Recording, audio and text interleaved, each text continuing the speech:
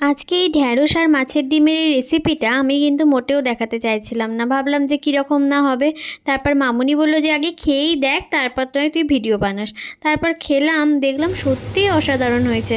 বললাম না, এটা কিন্তু ভিডিওটা শেয়ার করাই যায়। তো প্রথমে কড়ার মধ্যে তেল দিয়ে ঢ্যাঁড়সগুলোকে মামুনি কিন্তু ভালো করে ভেজে নিয়েছিল। ঢ্যাঁড়সের সামনের দিকটা আর পিছনের দিকটা ভালো করে কেটে ফেলে দিয়েছিল। তো তারপরে ঢ্যাঁড়সগুলোকে ভালো করে ধুয়ে ভেজে তুলে নিয়েছিল। আর ওদিকে আমাদের মাছের ডিমটাও চলো তোমাদের দেখিয়ে দিই। ঠিক এতটা মতো আমাদের মাছের ডিম নেওয়া হয়েছিল।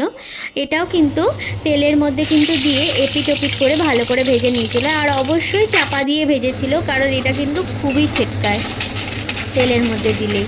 তো তারপরে এটা ভাজা মতো হয়ে গেলে দু পিঠে, ততক্ষণ এখানে রসুনটাকে মামুনি বেটে ফেলছিল যতক্ষণে ওটা ভাজা হচ্ছিল।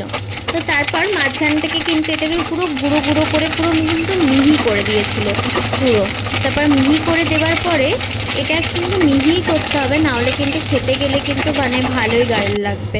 তারপর ওই কড়ার মধ্যেই তেল দিয়ে কালো জিরে ফোড়ন দিয়ে দিয়েছিল, আর একটা হচ্ছে কাঁচা লঙ্কা মাঝখান থেকে ভেঙে ফোড়ন দিয়ে দিয়েছিল। তারপর কুচানো পেঁয়াজগুলোকে ওর মধ্যে দিয়ে আর সামান্য পরিমাণে নুন দিয়ে দিয়েছিল সেদ্ধ হবার জন্য। আর তারপর একটুখানি নেড়ে চেড়ে নিয়ে ওর মধ্যে কিন্তু একটা গোটা কাটা টমেটো কিন্তু দিয়ে দিয়েছিল। একটুখানি চাপা দিয়ে রেখেছিল সেদ্ধ হওয়ার জন্য। তারপর এখানে গোটা গরম মশলাটাকে কিন্তু থেতো করে নিয়ে এই মশলাটার মাঝখানটায় দিয়ে দিয়েছিল। এটার একটা স্মেলটা যাতে ওই মাছের ডিমের না ছাড়ে, একটা যাতে ভালো রান্নার একটা গন্ধ ছাড়ে, তাই জন্য।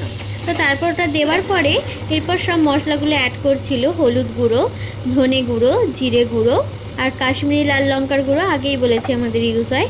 তারপর পরিমাণ মতো নুন দিয়ে ভালো করে কিন্তু এবার মশলাটাকে মামুনি কষে নিচ্ছিল। খুব সুন্দর করে কষে নেবার পরে এর মধ্যে কিন্তু একটুখানি সামান্য জল অ্যাড করে দিয়েছিল, যেটা হচ্ছে এই মশলারই জল, মানে আদাটা যেটা বাটা হয়েছিল, রসুনটা যেটা বাটা হয়েছিল, তো সেটারই জল। দেখতেই পাচ্ছ কত সুন্দর পরিমাণে তেলটা ছেড়ে এসছে। তো তারপরে এর মধ্যে কিন্তু মামুনি জল দিয়ে দিয়েছিল।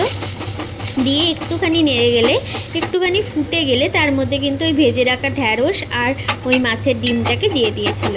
দিয়ে একটুখানি সামান্য পরিমাণে নেড়ে একটু সামান্য ওর ভেতর মশলাগুলো ঢুকে গেলে কিন্তু ওপর থেকে কিন্তু সামান্য পরিমাণে চিনি আর কাসুরি মেথি দিয়ে দিয়েছিল।